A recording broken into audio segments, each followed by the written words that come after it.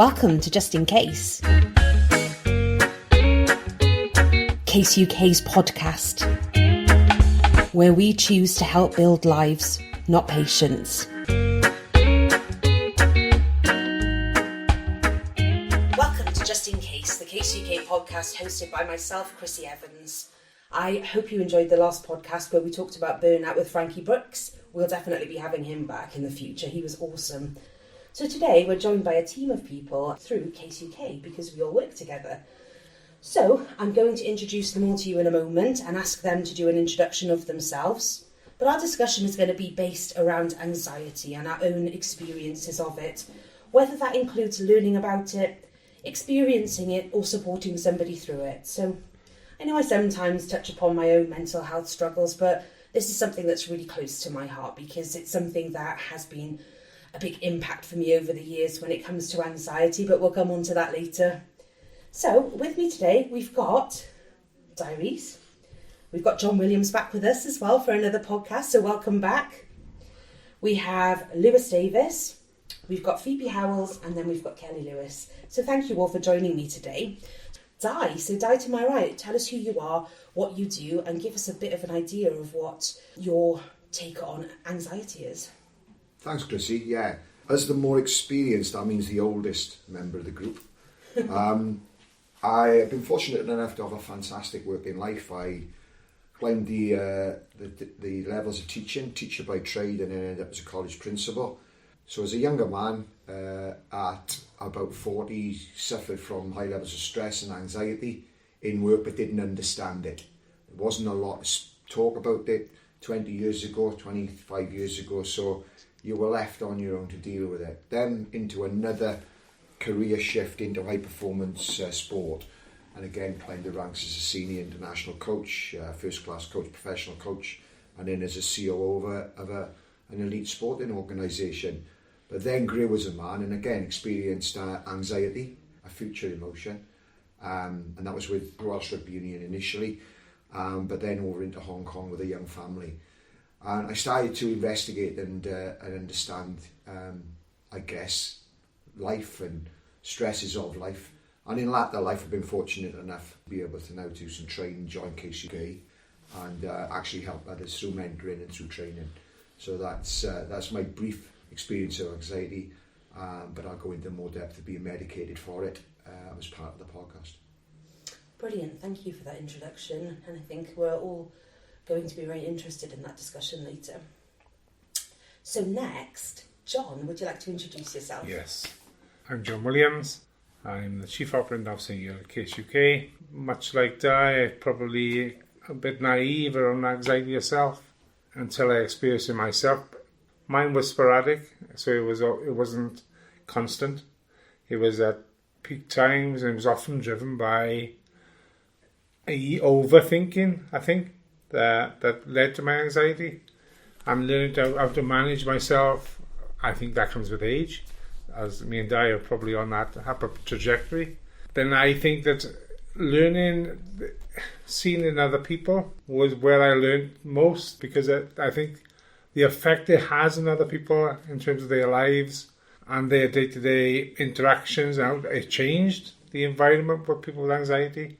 My own wife suffered with it, and still does, even though she's learned to manage it a bit better over time. And I now see my son-in-law who's got a high-powered job, he is starting to suffer with anxiety. So I think that it's something that's relevant, and is it more relevant in today's society? Question mark. Or was part of the old society, and the older way of looking at it, more down to ignorance than relevance? So I don't know, question mark. So that's me. I'm really interested in this discussion and learning from other people what their experiences have been and what they've coping mechanisms to get to the place where they feel comfortable with it. Absolutely. And I think that is a really good discussion point, and another one we'll definitely come back on to, because is it more relevant today, or is it more prevalent today? So next, I would like to introduce Lewis. So would you like to talk about yourself? Yeah, so my name's Lewis. I'm an administrative assistant for Case UK. Outside of Case UK, I tend to do things such as sports and music. I came from a bit of a time where there was a changeover from where people didn't really speak about their mental health, especially if you're a man, into the modern era now where people are a lot more open about it. So obviously I've got to experience both sides of that. And yeah, that's about it for me. I'm just looking forward to the discussion. Phoebe, would you like to introduce yourself? Yes. Hi, I'm Phoebe. I'm a volunteer for Case UK. I'm also a student in psychology where I learn about anxiety as a topic. I would also say that I suffer from anxiety myself and have done from a very, very young age. So I'd really be interested in this discussion. Brilliant, thank you. And then finally, Kelly, would you like to introduce yourself? Yeah, I'm Kelly Lewis. I work at Case UK as the manager for accreditation of volunteers. I come from a teaching background. As my colleague Di will understand, teaching can raise a lot of anxiety throughout your career. So yeah, I've suffered, a little anxiety, and I've seen family members suffer through anxiety. So I think, this podcast today is going to be relevant to pretty much everyone out there in one shape or another. Absolutely, and thank you everyone for introducing yourselves. I think that anxiety is a topic that we're not aware of just how much people struggle, and I don't know how much you'd all agree with that point. Yeah, I think when I introduced myself, Chrissie, I think one of the areas of learning was understanding that anxiety is real. I think one of the biggest things I find working in businesses, and I got to say particularly in Wales, we try to tough it through. We try to dismiss anxiety. Oh, it's not anxious, you're just nervous, don't worry about it, get on with it, crack on, power through. And so I think first of all, it'd be interesting to see comments around the group as to the reaction currently within society to the word anxiety. It's an emotion.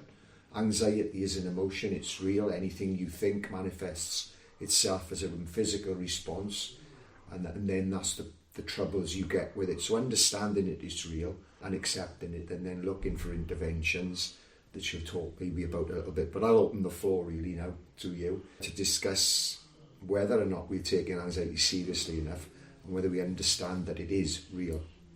That is a really good question, isn't it? And do we take it seriously enough? Because I think that around this table, every single one of us has said that we've experienced some form of anxiety. And I think that for the proportion of the workplace, that would put us in at least 70% of the workplace experiencing some form of anxiety, which is a really high figure. And if you look at the statistics say that 1 in 4 people will experience anxiety in their lifetime. And I think that we can probably all agree that that's actually a lot more. And the statistic is based on the people that are asked, and not everyone. I think it's a lot higher, isn't it? Again, I still come from that time where, obviously in Di and John's time, it wasn't really thought of. Like Di just said, tough it out, get on with it, it's just nerves, you're not anxious or anything. But I noticed that changeover. So I noticed that when it did change over, things did start getting taken a little bit more seriously. And we still got the generation as well that won't talk about it. So I do think that the numbers are higher, to be honest. Because there are a lot of people that won't talk about it. I know that from the age that I am, when I was in school, we weren't allowed to really talk about mental health because you had to be quiet and you just had to carry on and put up with it. And then if you weren't okay, you got called weird or strange, or what's wrong with you? Why can't you just get over it? Why are you feeling that way? And you were made to feel as though there was something wrong with you. And I know that in this space, we're all of very different ages, aren't we? And I think that's a really good thing because it helps us to see that actually it's something that is problematic for all of us. I think that age thing is really relevant there, because I think in our era, is it something that we feel? Absolutely. Do we express it very well? Probably not. Still, we tend to mask it. In the younger generation, in Phoebe's generation and the latter part of Lewis's, they're quite happy to talk about those emotions. And see it as that they're quite happy to communicate it in a way that makes people understand where we tend to suffer more because of all that communication. I think that's a factor, especially if you look at this group is a good cross section of people. But the workforce here at Case UK, I see a massive difference in the older generation and the younger generation, their expectations and their communication. because obviously I deal with everybody, so it's the balance or imbalance is quite stark at times. So how do you two find the change then? I mean, if you obviously, because it's more accepted to talk about it now, do you two still have a bit of struggle speaking about it? Or? I think that over time, and I don't know whether I'm speaking for myself, not for Di, over time I've learned that what triggers my anxiety, so I'm better at coping with it and managing it. You still say silent about but it? I'm still silent about it. Yeah. I'll answer that question as part of another part, but before we bring in the Gen Z, it's a relevant point, John. You know, for the first time I'm dealing with this. My role in Case UK is to deal with businesses, and recently it's raised its head. There are 5 generations in the workplace now, for the first time ever. So we've got the Gen Zs, and we've still got traditionalists who are 70 years old, because they've extended the life of the working population in the UK. And it's so relevant, John, because the dynamic in the workplace, you've got that top 3 generations, not the Gen Z, saying tough it out, get on with it. Why are they moaning and groaning? Why are they off with anxiety? And what I'm doing at the moment is doing a lot of work around that with businesses to say, acknowledging the generations and all our differences. I've got 3 Gen Z children, so I understand the Gen Z, and that's why I've gone into it. But it's a relevant point, John. I think organisations just acknowledge that they've got it, and you can. It's a strength of if you understand each other. Yes. It can be a weakness if you ignore it and you ignore the impact of things like anxiety and stress in the workplace. Maybe we ought to bring in the Gen Z now. I'd say anxiety in my generation, it is something that I feel like I can talk about quite a bit. However, I feel like the way the older generations speak about it does impact my reaction and how I retaliate or speak about my anxiety. I mean, I think going on about what you said as well, sometimes it can actually make your anxiety feel worse. Because when the older generation aren't speaking about it and they're like, well, what's wrong with you? Come on. I had to do stuff like that when I was younger, put up or shut up. It does make you feel worse. Yeah, definitely. And it can set your anxiety off more. Does it have that impact on you? I find it can, yeah. It does. Yeah, interesting. because to me, it's very much like, well, I've been told I could talk about this now. Again, I come from that time where it's like a bit strange, and there was a switch over, but now I feel like I can talk about it, but you do still get some of the old generation, oh, why are you talking like that for? And then it does put just little bits of mind seeds into it, so it seeds the anxiety a little bit more, I find. I guess it makes you tailor, doesn't it, what you will say to other people, because when you hear somebody saying, wow, when for me it wasn't like that, and it wasn't like that in my day, you never saw anxiety, you never saw certain mental health conditions. You get it with neurodiversity as well. There's lots of things that we get told that weren't a thing, but they just weren't dealt with, and they weren't acknowledged in the same way that they are now. And I think that generationally it's impacted because of what is deemed acceptable at the time. And, you know, we have generations of people, and it's thanks to Di here that I understand why I'm a millennial. So thank you, because he explained it to me and what that means for me. It's interesting, isn't it? Because we do have generations of people that deal with it very differently because of what was acceptable at the time. And I think that at this moment in time, we're definitely making headway with how acceptable it is to talk about mental health. But I still don't think we're quite there. I still don't think we've struck the right balance yet. It'd be interesting to hear from Kelly in a moment, because I know she's got some young children in the system at the moment, and we're starting to get the alpha generation coming. They're not in the workplace yet, but the alpha generation is born, so there's another generation coming. But going back to the situation with anxiety and generational stuff, so if you think about the impact, the Gen Z are the only generation that's been brought up on a digital age. They're the most intelligent generation because of the information flooding into their brains. My kids can be on 3 applications, watching a film, looking at the computer. Now, what I would question in our generation, maybe there wasn't as much anxiety, because anxiety is a future emotion. So we didn't have as many things. I'm smiling when I say this. We didn't have many things to worry about. We got up in the morning, we didn't pick our phone up, we got dressed, we did breakfast, John, we went out, we went to school, we played after school. We didn't have that kind of information flooding our brains to then worry about something that had hit us on social media, worried that someone was having a better time than me, worried about my image. We didn't have that information flooding into our system. The generation now, with my 3 children, and the alpha are so many things that can affect future feelings. And anxiety is a future feeling. And the interesting statistic in that is that 80% of things that we think are going to happen never happen. Yeah, most of it's made up in your own head. That's just your own anxieties playing tricks on you. So there is a big evidence out there to suggest anxiety has been brought on by the digital age, social media, etc., etc. I'd agree 100%. As you know, I've got a 17-year-old and an 11-year-old, and their anxieties are totally different. Obviously, one's in college looking to apply for university, so that, you know, that's one type of anxiety. But then my 11-year-old is like, right, he needs, you know, the latest bag. Everyone else has got this type of bag for school and the shoes and things. And they can't really communicate very well. And even down to phones now with, you know, you see 11-year-olds and they're walking around with brand new phones, you know, they cost thousands of pounds. You know, the pressure then put onto the children causes anxiety with them, and then the children are nagging the parents, which causes anxiety to the parents. And I just think you're spot on, Di, because we've got this technological boom over the last, say, 20 years, and that's likely where you see the boom in anxiety numbers and, you know, the number of people suffering. And is it all reported? You know, are we questioning young people? So when Chrissie, you said about 1 in 4 people suffering with anxiety, does that include, you know, questioning the younger generations, the generation, you know, that they're going through the GCSEs, their A-levels? Because I'm sure if they were questioned, those numbers would go through the roof. I completely agree with that.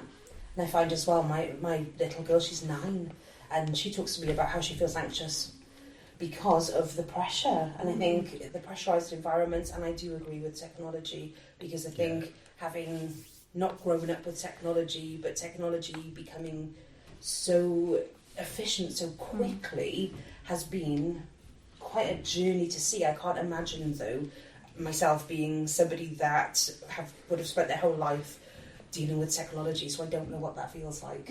I feel like social media has opened up a lot of generational anxiety anyway, for different various reasons. Like Kelly said, it could be the kids wanting something, that passes down to the parents.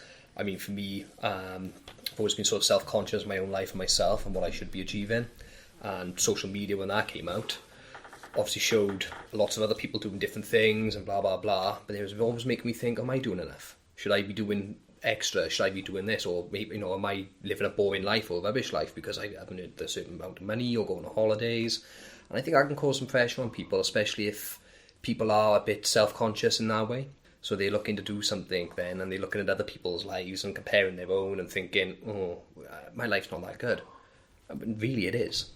Yeah, so that whole Insta versus reality thing, isn't it? Yeah. You know, people only put on social media the great things that are happening in their lives. People don't promote, you know, the normal days or the rubbish days. They're posting about their holidays, they're posting about promotions and getting a new car and doing this and doing that.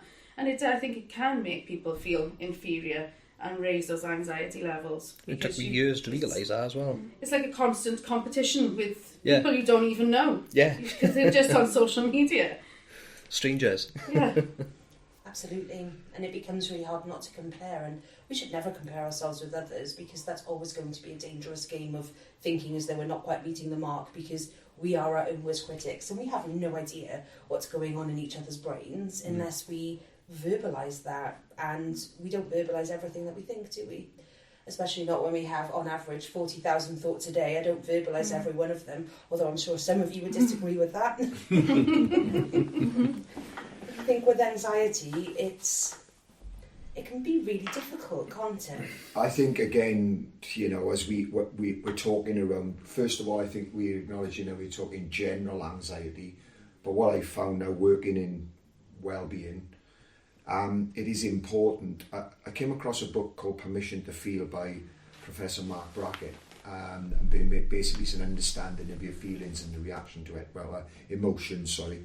So when you start to look at that, and anxiety is an emotion, I think it's really important that we understand the differences in anxiety. So you're talking about, have you got social anxiety? Do you struggle to go into a room? Is it related to social anxiety? Is it health anxiety? Is it related to a health condition? There's generalised, there's panic attacks. I suffered high levels of not being good enough anxiety, sort of stuff, you know, the imposter syndrome. And I think the important part is to actually understand, really to understand, not just say, I'm anxious, what is it related to?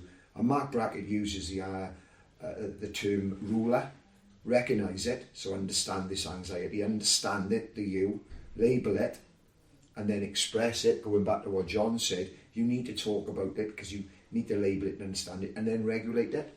And in our interventions, and I always use ruler as a nice little one for all emotions, and that's what Mark Brackett comes up with. But I think it's really relevant to understanding the different triggers for the anxiety in us. Because I think that, I said to you earlier, my wife suffers anxiety, but hers was related to the stress of, we had a number of people passed away in the family over a short space of time.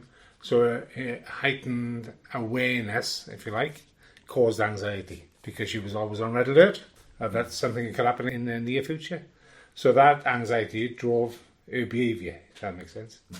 So she became anxious, and then that almost had an impact on relationships because she didn't want to be developing that relationships that closely because the impact of the loss had an impact on anxiety. However, like I said just now, my son-in-law has a different form of anxiety, different driver. So I think labelling it and understanding it is absolutely critical to understanding what your remedy is or what your recognition is going to be moving forward.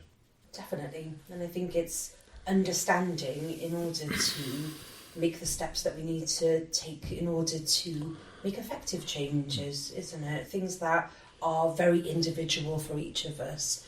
I know that when looking at anxiety, I always think of, and it goes back to something Lewis said as well about we're always looking for the next thing and what we need to do, how we need to make it so that we become good enough. But what does that actually mean for each of us? Because in my mind, I always term it as that stairway to heaven, or that stairway to utopia, where the next step I'll be happy, and then the next step I'll be happy, and we get to the next step and we realise we're not happy there because we're suddenly looking at the next thing, and we go through our whole lives being told, next, if you do this, then you'll be happy. If you reach this goal, then you'll be happy. I told myself my whole life, if I get to a goal weight, then I'll be happy. And the reality is that I can be happy now.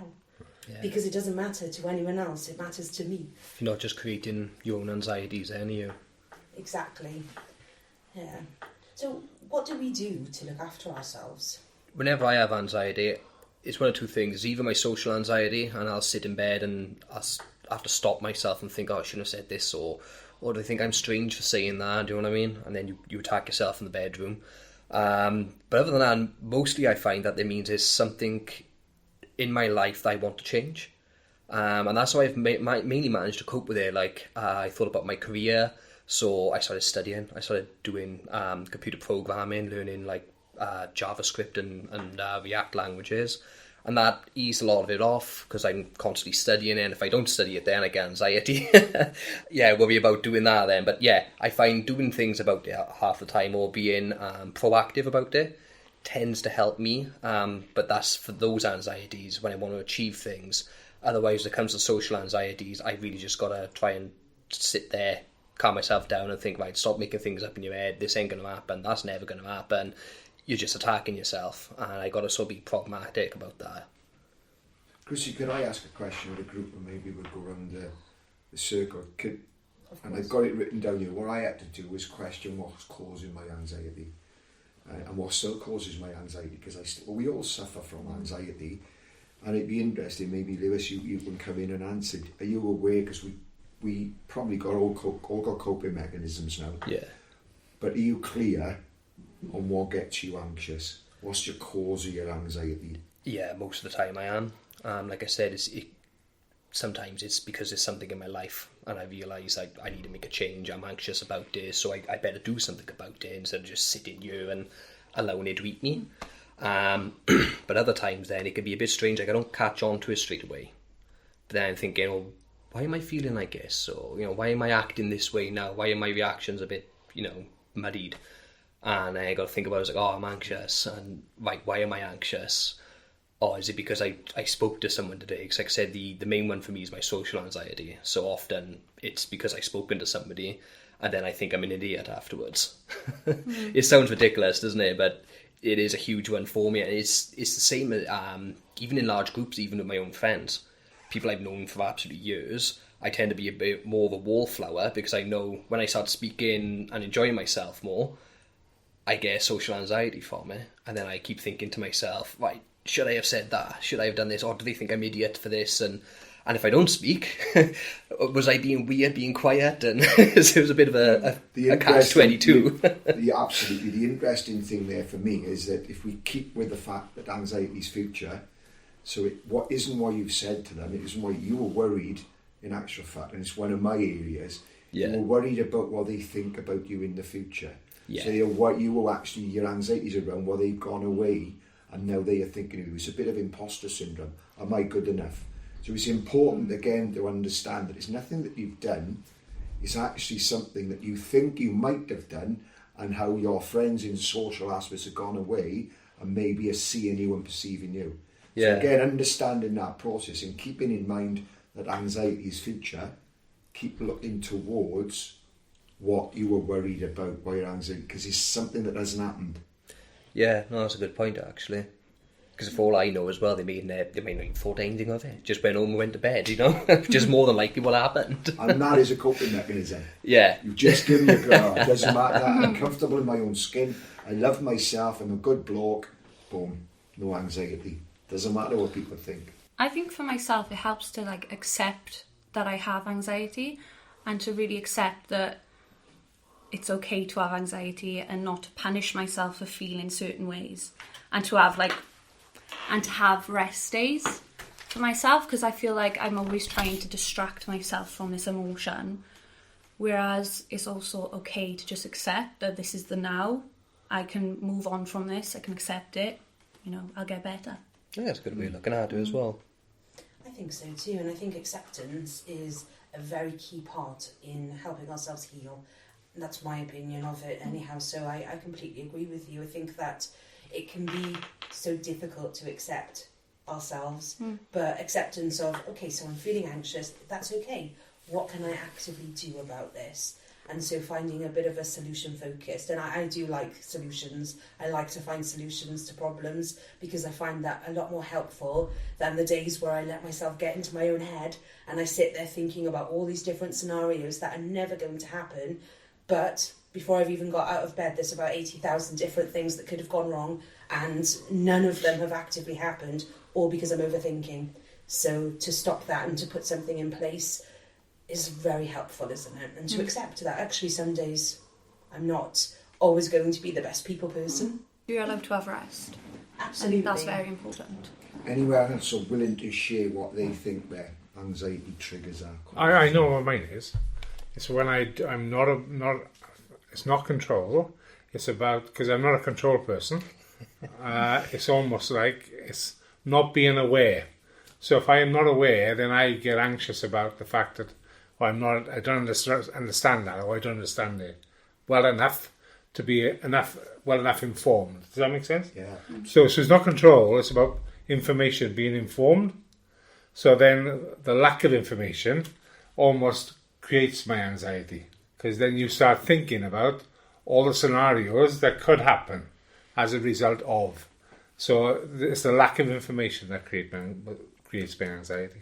Lack of preparation and Yes. organisation Yes. is sort of cause you can't get the information, so you're worried about outcomes. Yes. So again, there's the future. So, because then you always want to be sort of well presented when you come forward there and being prepared, yeah. Yes. That would keep me awake at night if I hadn't prepared. Yeah. Or if I hadn't prepared, I prepared in my mind, if that makes sense.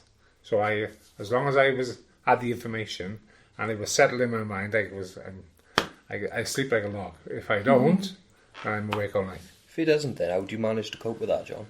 I think that I have to find out if that takes me until 12 o'clock or 1 o'clock in the morning. But I have to get to that point where I'm comfortable.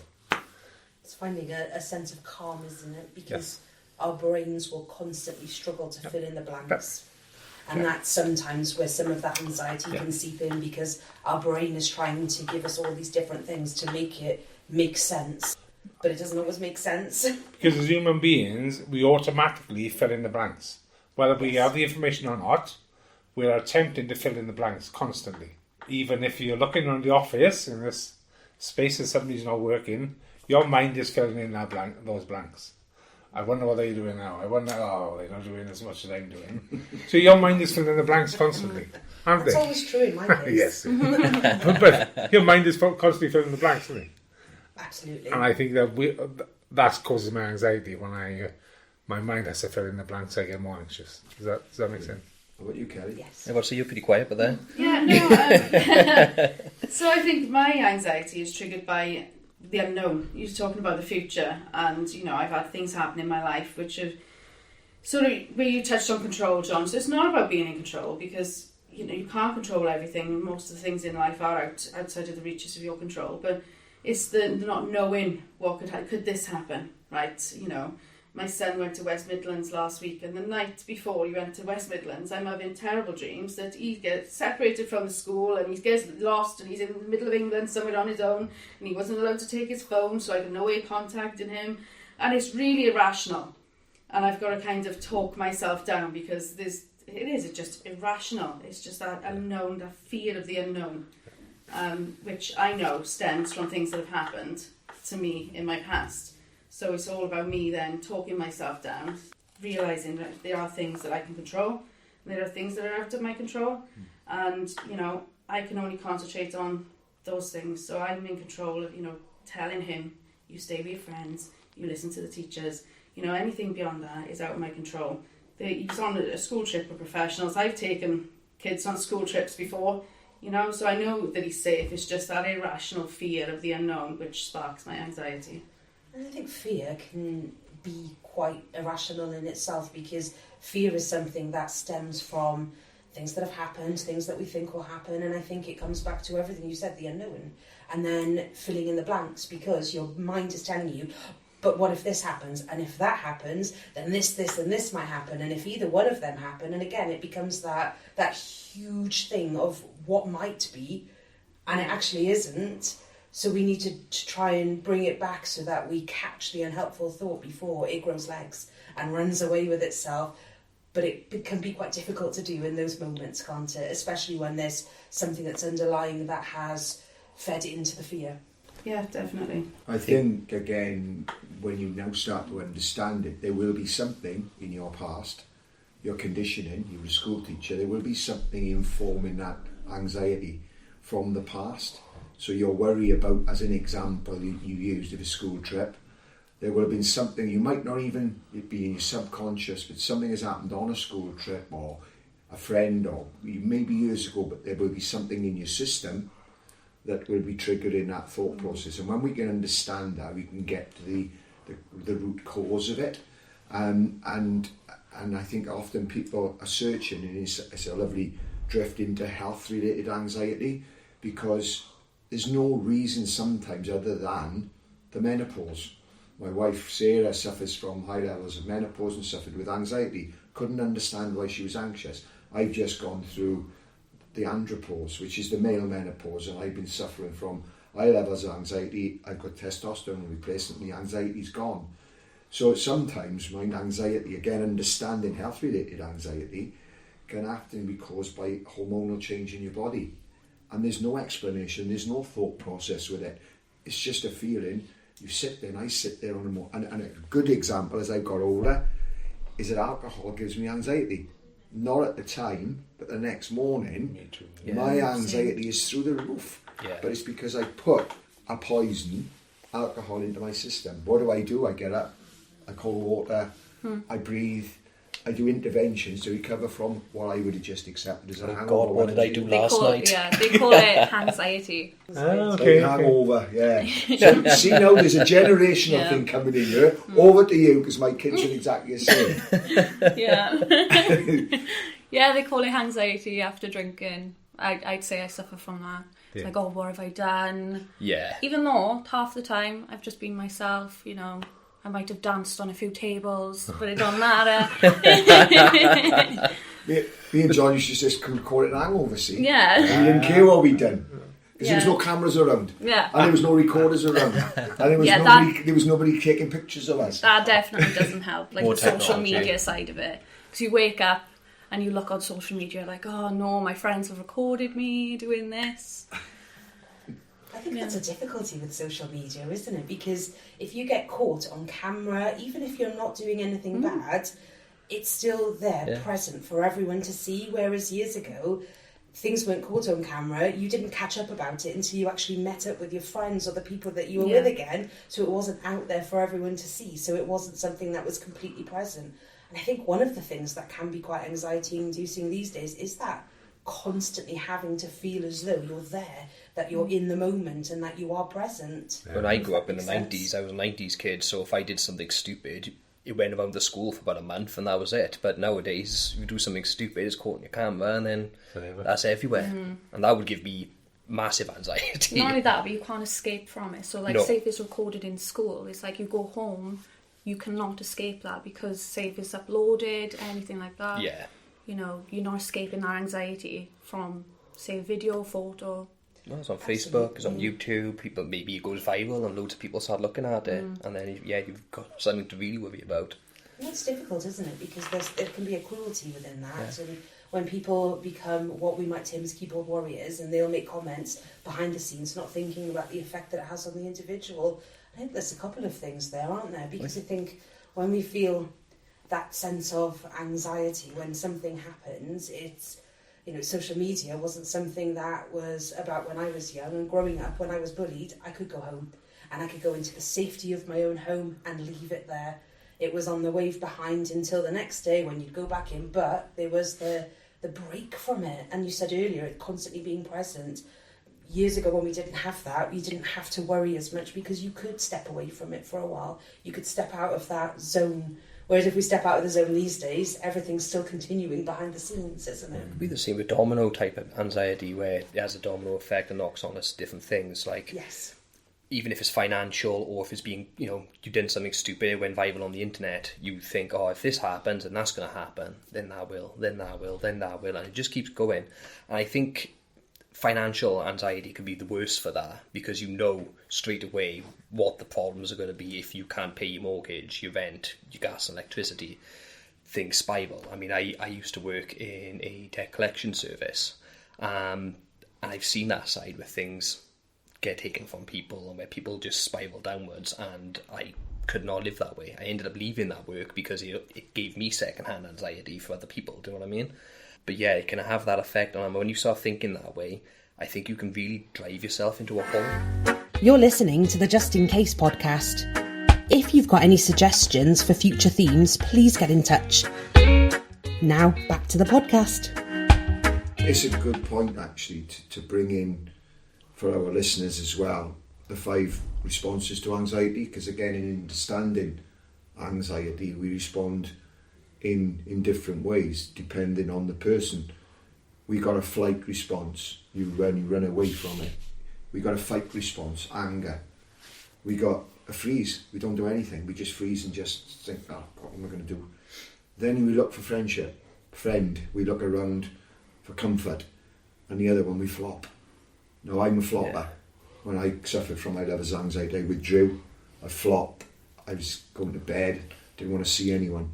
So, going back to what you said, I think for the listeners as well, for us, it'd be interesting to see what our circle is. How do you respond to anxiety? I probably, in my own, I search for the answer. So in my own, which probably at the start, you're a friend. You look for answers. I search for it. I probably causes more anxiety at the start, but it leaves it overall. That's a friend response. You look around for the solution. Yeah. What about anyone else? Like I said earlier, I always try to go for the proactive sort of approach. Normally, I feel like there's something wrong with my life, so I'll do something about it. Like I said, sometimes it was my career, so I decided to start studying. I'm still studying now, but I did a year's work of experience with Red Dot, doing coding and programming, which lessened my anxiety again, because I also then had an anxiety of going into that type of work, never been in that industry before, and not knowing what to do. But thankfully it was a good way of being introduced into it, which lessened it. I may be doing admin now, but I'm still studying, and when I do go into a coding job in the future, I feel better about it. Yeah. But I do try to stay proactive about it as much as I can. Other times it's sort of like grounding myself, making myself realise, like, you know, like we was on about earlier, being a social reject in a sense. I would try to think about it in a sense of, well, most other people were drunk anyway, so nobody really cared or noticed, and that'd be one way to bring myself back down. Or, Lou, honestly, you were talking amongst your own friends, don't be so stupid, they don't think of you that way. And just trying to bring myself back to reality. That's the intervention we talked about. What we were concentrating on was the response. Your response is to fight. Your response is to do something positive and fight. So you respond. You'd see you being proactive. I'd withdraw. I go quiet. John looks for the answers. Friend, you. So there's already 3 different responses. Yeah. And why I bring it up, because when we are with friends, we need to recognise that anxiety manifests itself in a response. One of 5 responses. You seem to fight. You've got to be conscious then of overstressing yourself. Yeah. Fight, boom.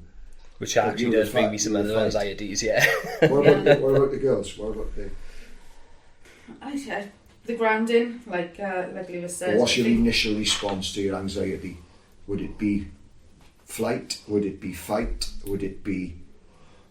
Do you know, I try and distract myself. You know, if I identify what's causing my anxiety, I will try and, do something to keep me busy, so that I'm not thinking about what is causing my anxiety. I don't know where that would fall, or if that even makes any sense. Probably sort of flight. You get away from it and you busy yourself, and you think, right, by doing this, So your husband might see you become manic in the house, cleaning the house. No, it's a good thing. Yeah, it goes up if you put the spoons in the wrong section of the cutlery tray, because then it's just like it's World War III. It'll be positive for the relationship. What about you? What's your response, do you think? Is it your flight? I think it depends on the situation, personally. It honestly depends. Usually... I'd say I go to friends. I speak about it now. Whereas before, I feel like I was more of a flight. So I would just not address it, try and hide it, bury it deep down in myself. And then, it just ended up coming out quite bad then. Or in a panic attack, or if I overwhelmed myself by burying it. Whereas now, I think I go to friends more. I think for me, I'm a bit of a walking contradiction when it comes to so many things, but I think when it comes to my responses, it very much depends on the situation and how I'm feeling on that particular day, and depending on how resilient I feel and how well I feel within myself, because there are times when I will fight and I will be there and I will fight for myself, and there are times when I think I can't fight for myself, so I run away.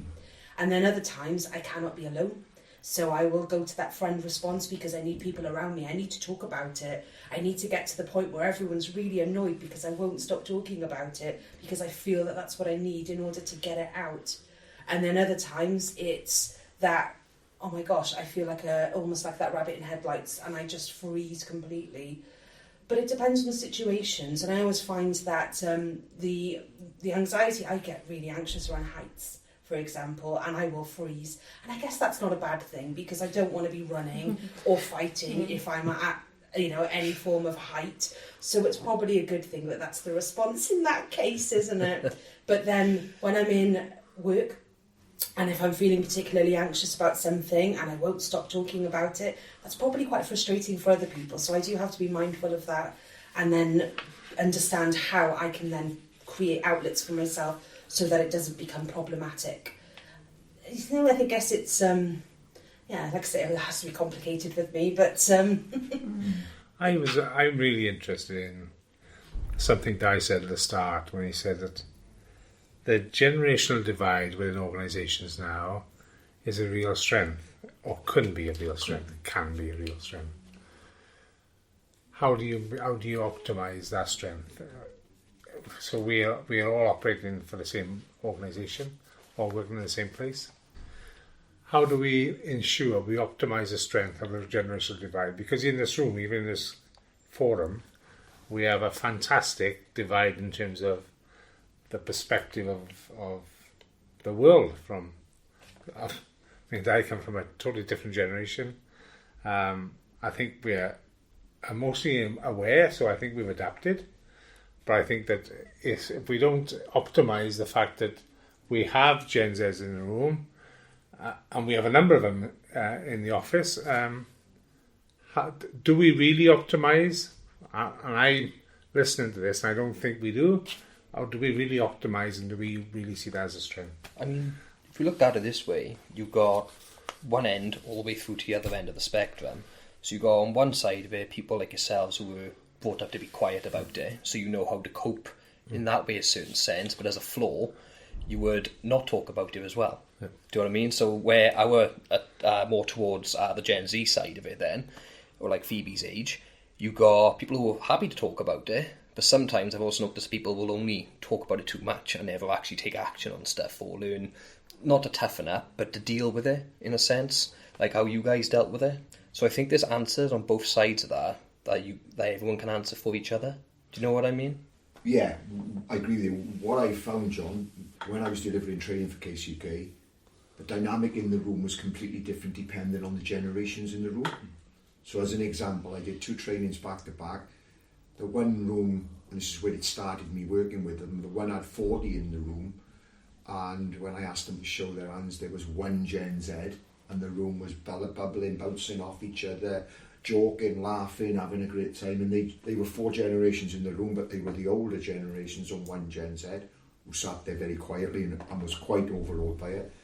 Next day I went into an organisation that was digitally based, and 70% of the room were Gen Z because of the nature of the business. And it was like getting a blood out of a stone. It was interactive, it was quiet, it was a different vibe in the room. So what it opened to me, to answer your question, is one, organisations are not acknowledging or profiling themselves, so they don't know what they've got in the room. And then if you just simply put up the characteristics, now it doesn't encompass everyone, but if you look at the characteristics of each of the generations, it's pretty evident what we bring to the room. So me and you bring resilience, we bring levels of respect, and that's how we were brought up, and unfortunately the hierarchical kind of, the boss is the boss. The younger generation bring emotional and identifying their emotions. We should be aware that they're less resilient. So if you look at the characteristics, the answers are there. It's about each organisation acknowledging it exists and then educating the other generations to the characteristics. Yeah, that's what I meant, yeah. I've done a lot of work in schools with Generation Z because the teachers are from another generation, and we've got to teach and coach people differently now. Was it be addressing your thoughts as well? Because I think Ali mentioned this morning we are about to embark on a leadership program come September. And if you're thinking about what the conversation we've just had, and I know from my coach education background, it's absolutely paramount to put that front and centre of any education around emotions and recognising emotions around coach education. For me, on any leadership program, that should be front and centre, because as a leader of people, if you haven't got the ability to adapt to Phoebe's needs and understanding versus a 65-year-old or 70-year-old who's working past their retirement age, then the range is quite broad. How do we ensure that we cater for everybody? Or do we cater for everybody? Or do we cater for everybody and we just plough on because they... And in that, John, my anxiety, which was chronic and crippling actually, medicated for it, I'm happy to share that with people. And it came as an older man. I'd had 36 years in the workplace and never been in a toxic environment where I felt threatened and trusted. And at 57 years of age, I started to be bullied in the workplace. And by younger people who didn't understand my strengths, that where I'd been, not that they needed to at the time. I'm an experienced senior leader, manager, but I was being treated as the old man and just listen and get on with it. What does he know? So, but then there was a direct bullying, which ended up with chronic. I thought I had at the time, and I'd share this with the listeners, I thought I had something wrong, a brain a tumour or something on the brain. I was having to go home to bed between lessons. I was back in teaching. It was nothing to do with the teaching and the kids. It was actually the management. And then I moved on to another organisation that was just toxic and trust. So I think it is relevant. And I, as an older man, I was unable to cope with the demands of the school wanting 7 different communication platforms. So there's a thought out there. One of the interventions, and it's related to anxiety. Why are we not training up the older people who've been in the organisations in digital skills, etc.? We're just saying, they can get on with it. It's like my kids grabbing my phone off me and doing it for me. So there's answers out there. Anxiety is being caused by ignorance, I think, as well. I think that this brings up a really excellent point, doesn't it, around what workplaces, what we as individuals need in order to meet the needs of everyone that we work with, because I think it's a really important point, and we do all approach things differently, and it's understandable. You can see difference in generations, not just in relation to anxiety, in a number of different areas, can't you? And I think that understanding that is key to understanding each other. And rather than us going into it thinking, oh gosh, well, it's just that person because that's the way they are. It's, okay, so this person reacts in this way, so how can we react? What can we do? How can we be within that space so that it becomes equal?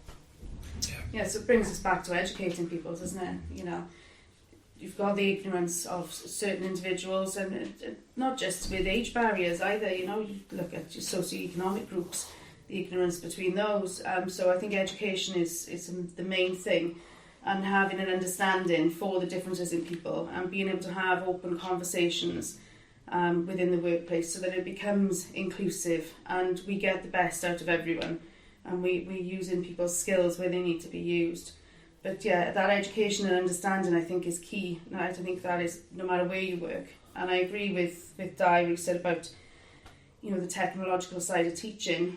As teaching moved on through COVID, the level of anxiety for teachers was, we've gone from delivering in classrooms, myself as a science teacher, delivering and, doing demonstrations and doing experiments, and then I've got to do it all online and I'm just looking at a blank screen because, none of the kids have turned up or they've got their cameras off, and being able to, use that technology was very little sort of education around it. It was kind of trial by error, and I can remember delivering one lesson and there was no sound for the entire lesson. So, the levels of anxiety, the technology for people who haven't grown up with it from, day dot, is mad. I look at a new phone now and I'm like, how does that work?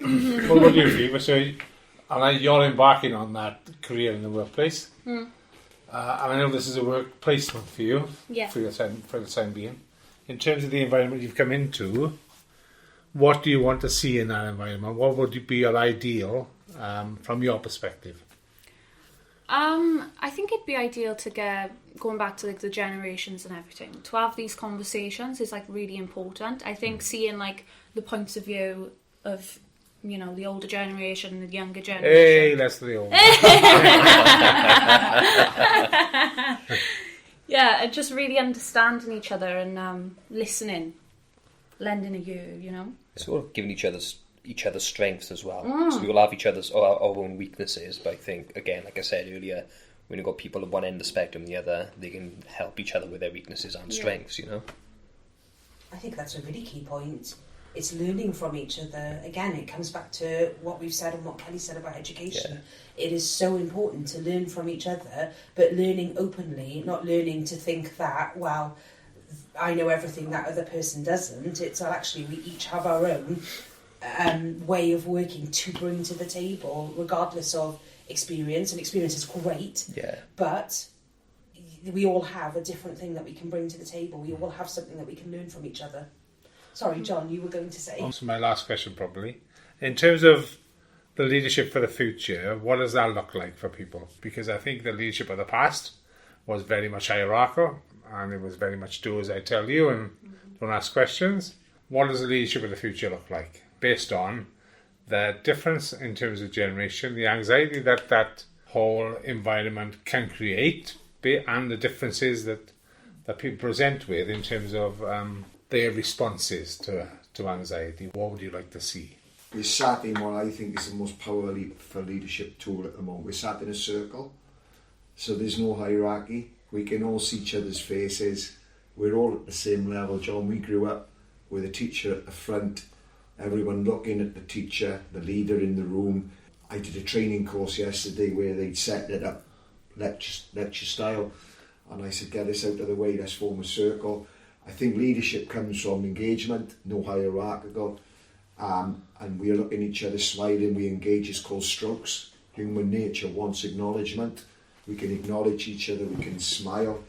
And then the last part is, for me, is leadership coaching. Leadership is about coaching in the true sense of not what we were brought up, which is sports coaching, where it evolved, but coaching, bringing people through and releasing that sort of control and allowing people to grow, a growth mindset. But it's definitely leadership coaching. Yes, you've got to take responsibility as a leader, but you've got to take people with you. Absolutely. Lewis, what do you think? I'm not too sure. I mean, I think in the future, something I've noticed as time's gone on is that, like I said, back in more of your day, there was more of a hierarchical sort of approach to the workplace, and, you know, that was the boss and that was the leader. But I find, as I grew up and going through my careers, a lot of people started off sort of like that, was hierarchical, but as time went on, I noticed unless you were way up, people tend to think of each other more on the same level. So you had team leaders and managers sort of coming down to the subordinate level and talking to them, and, you know, are you okay, and is there anything we could do for you? I sort of see it heading more to that way. To be personally honest, at least my own experience, it seems to have been that way. So Phoebe, what would you say? I'd say like check-ins, you know, leaders could check in and things, talk about anxiety and mental health and everything. That would make a major impact. I think that would, you know, really help, like, the respect opponent of like leadership, and yeah, it'd really help to have someone who is a leader, sets boundaries, you know, but is also quite down to earth, will be able to talk to you about these things. Absolutely. And I think respect is a two-way street, isn't it? Yeah. We want respect, and leaders would like respect, but employees would also like respect. It's two-way, isn't it? So Kelly, what do you think? Yeah, no, I agree. It's a two-way street. You know, I think a leader should be open to hearing ideas from all members of staff. You know, and it shouldn't be this, oh, that's above your pay grade sort of thing, which we will, you know, most of us in this room will have experienced at some point in our lives. You know, I think it's about understanding that everybody has got a specific skill set, and, you know, for a leader to be successful, they've got to kind of understand that and take on board ideas and opinions, and, you know, work around that. And like you said, it's just that two-way street with respect. It doesn't have to be, you know, this is the boss and, you know, you've got to stand to attention when they enter the room sort of thing. I mean, I remember having to stand in the classroom when the teacher would walk in, and if you didn't stand, you were in trouble. And, you know, we need to move away from that sort of thing, because even in recent years, I've seen that happen as a teacher myself. You know, it's expected that all the people stand up when the head comes to the door. You know, it's kind of like, we need to move away from that and, you know, move to a place where it is mutual respect, regardless of age or position within a company or a school. Absolutely. Emotional intelligence is a key element of it, isn't it? I think, John, that's where the shift, I think it should lead the way in development, being aware of the environment, emotionally smart and bright around. And it can be trained. People say he's not emotionally intelligent. Well, a lot of our generation, John, were told we didn't need to be emotionally intelligent. And I find that was squeezed out to us by the dictatorial sort of hierarchical system. But going back to what you said, Phoebe, it's important as well that we do, as leaders, put boundaries down, swim lanes. Yeah, really I think important. boundaries and lines and roads as responsibilities don't go away from leadership because we become a coach. It's a job description and understanding. It's just the crossovers, and when we cross those boundaries and when we cross over and we respectfully, and it's a values based. And overall, John, I think modern leaders got to model behaviours. You have to model behaviours within your organisation that you want. So if you suffered from ill health, that's as an older man, I got into it. I want to share my experiences, and I want to be vulnerable and open and honest about it. And that's not. Oh, yeah, it was difficult initially, but I've become comfortable with it as an older man now. Like I said, is something I have noticed as time has gone on.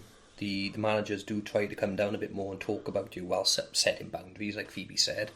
But they are more talking to you on your level nowadays. So I do think it is going in the right direction with it. I think it's important for leadership. It's about inclusion, isn't it? Inclusion, working in ways that are effective for all that are involved. Yeah. And making it so that, I think, leaders as well, and something that I've seen over the years of working in mental health is how people in leadership roles, management roles, struggle to say that they're struggling, because if they say they're struggling, then it shows weakness, and that can be something that affects management and not being allowed to progress, and so they become quite scared. And especially this comes back to generational as well, where it comes into that fear of progression if showing a weakness, if that makes sense. And I think we need to be open to discussing and allowing us to know that each of us do have struggles, you know, management, regardless of what role we're in, leadership roles. It's important to understand that everyone has some form of struggle, and just be open about that, being open, honest. And so that question back to you, John. Yeah. I think they're all valid points right on the table, but I think emotional intelligence is the absolute key. The ability to read a room and a person. You can only read a room and a person if you're really interested. So they can talk about emotional intelligence as a factor, but first of all, you have to be interested in the person or the room, in the environment you want to work in, that you want to create. And I think then you can use that emotional intelligence to start to affect the room or the setup or the environment you want to create. And I think that it takes time to get to know the people, to have the conversations, to be able to. Doesn't matter position, doesn't matter, because you should still both have the same aims, shouldn't you, collectively? Maybe at a different level, but you will still have the same aims. But I think I absolutely agree with you, Di. The key to the modern leadership is emotional intelligence, and compassion. I think emotional intelligence and compassion is going to be the key for as we move forward as leaders. I think so too, and I think the head of organisational development is very well versed in emotional intelligence, and I know that they will be coming in to talk to us in one of our podcasts in the future, which will be really exciting because they can talk about a book that they've written around emotional intelligence, which is really exciting.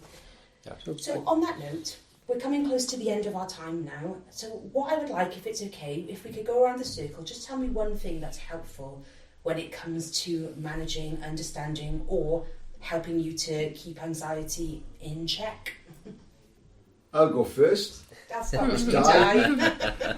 As I'm staring at you. My go-to breathwork coach. It's the most powerful, in my opinion, breathwork tool that you carry around with you every day. You breathe every day through your parasympathetic nervous system, but it can adjust state. So I use breathwork, 3 deep breaths, anxiety release if I'm going into a meeting.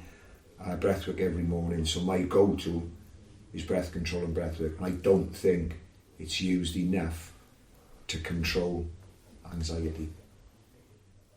Interesting. So mine has been the abstination from alcohol for the past year plus, because I think I recognise the fact that whenever I had alcohol, then my number levels, my anxiety just went through the roof.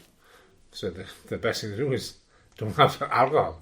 So I abstained from alcohol for over a year, and I think it's a massive difference in terms of my mindset and the way I feel physically and mentally. That's amazing. I mean, for myself, like I said earlier, if it's situational, I try and do something about it. If it's social, I try to ground myself. If I'm playing guitar and I'm on stage or do anything like that, I'll include alcohol, which will help me for about the whole half hour I'm on there, and then I'll worry about it the next day. I think for myself, having like support, say friends, family, to help you rationalise some of the thoughts. So like by talking about them, they can say, "Oh, hang on, that's not going to happen." You know, helping you rationalise would help. I think for me, a lot of the time, I just need some quiet space, to be honest, to get out my own thoughts. I don't know if that makes a lot of sense. But for me, it's kind of like having a word with myself. You know what I'm saying? Have a word with yourself. That's quite literally what I have to do. I need some quiet time and just to, you know, talk myself through it and realise that actually, you know, most of the time it is irrational. I can't control everything. The grounding, as Lewis has touched on, you know, it is very much, you've got a circle of things that you can control, and then outside of that is a circle of things you can't control. And, you know, the anxiety lies in that outer circle for me, and the fear that comes from not being able to control those things. So then I concentrate on what I can control. And maybe I'll channel that into cleaning the house. It's very helpful. I think that, are there any other things that anyone wants to add? Just if I could just ask on? one question, because obviously during mine and Phoebe's time, and there's been a lot, especially when I've noticed growing up, there's been a lot of support now for anxiety and things like depression and mental health.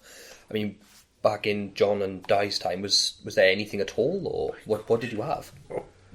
No, my Get God. on with it. God. I mentioned on the podcast of Brian Iden, you model the behaviour of others that you were taught by. Yeah. So in our world, when we were growing up, we modelled the behaviours of the coaches that we were taught by. We were always seen that, taught to see that, as a weakness. So it was almost like, treat them like, oh Christ almighty, they're soft in terms of the way they're mentally soft. Or so it was always that until you become more aware and you become more understanding of the people you're working with, the environment you want to create, that was never on your radar when we were young coaches or young men. And it certainly wasn't on the generation before us, because my mum is one of those generations and doesn't even, she understands, but don't really understand because it was never talked about. Yeah. Factor. I just like to share, because I hid it for a long time, medication. So there's a stigma out there at the moment, particularly in the men's world, that if you've got to take antidepressants, it's not right and proper. A good friend of mine in Hong Kong, actually doctor, worked with the union, sort of put it in layman's terms. And when I was chronically diagnosed with chronic anxiety, I couldn't function. I literally was forgetting 3 hours of lectures, 3 hours of teaching. I was having to go back to my house and sleep for an hour, hiding it from Sarah, my wife. I thought I was really ill, and it was high levels. Went to the doctor, and I was just sadly surprised. You moved home, you changed countries, gone to a new job. You know, you've got issues in work. It's hardly surprising that you're suffering from this level of anxiety, and so I was medicated. And it transformed me. I with breathwork, as I said, was my go-to. At the time, I couldn't use any interventions like walking, breathwork. I had to be medicated because it had reached a level by hiding it, at a level I couldn't cope with. And there's still a massive stigma around it. But I would say to people that, yeah, I don't take it now. I breathe, I cold water it, I walk, but I needed to be brought. My hormones needed to be grounded by medication, a naturally occurring substance in the body, but I just needed it for 6 months to pull it down. And I think it's worth acknowledging that, because it's no shame in actually saying, you know, anxiety is real.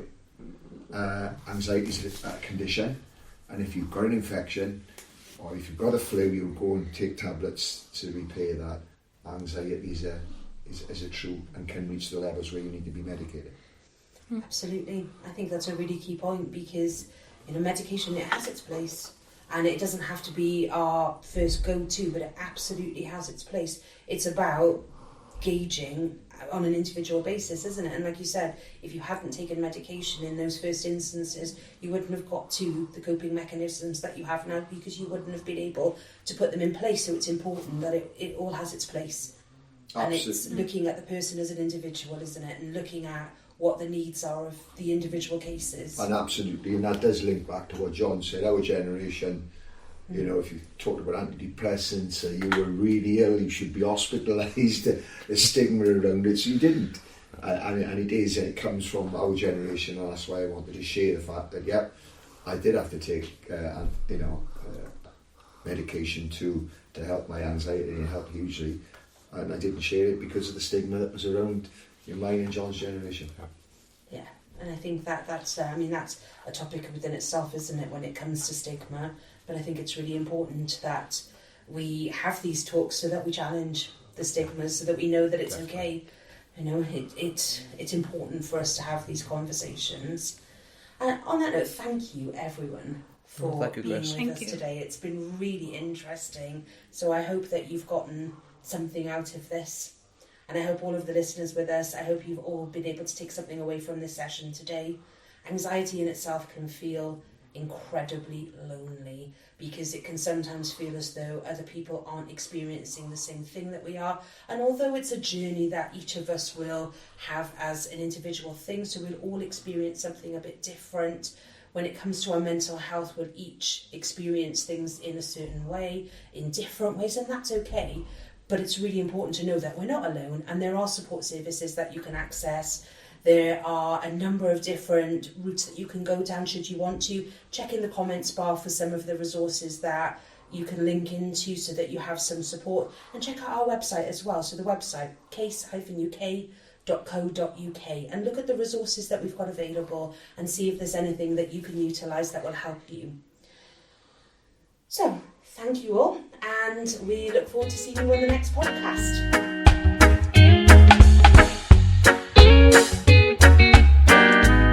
Thank you for listening to Case UK's podcast, Just In Case. Please make sure that you subscribe to this podcast in your preferred podcast app. That way you'll never miss a future episode. And be sure to follow us on social media. Check out our website, www.case-uk.co.uk. And don't forget, we're here for you just in case. Blue sky, sweet and fresh water.